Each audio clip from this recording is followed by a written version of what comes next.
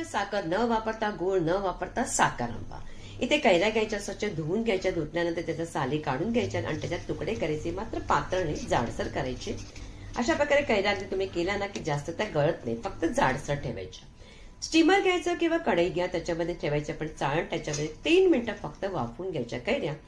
इथे मी धागेवाली खडीसाखर घेतली, त्याला अगदी काय करायचं, पॉलिथिन मध्ये घालून त्याला ठोकायचे.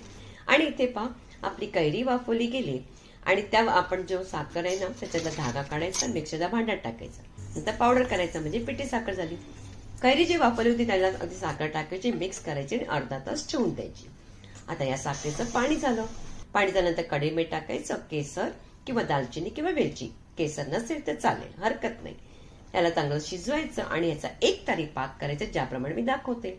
आणि या प्रकारे आपला मस्त चटपटीत असा साखर आंबा रेडी होतो. रेसिपी आवडली तर लाईक करायचं.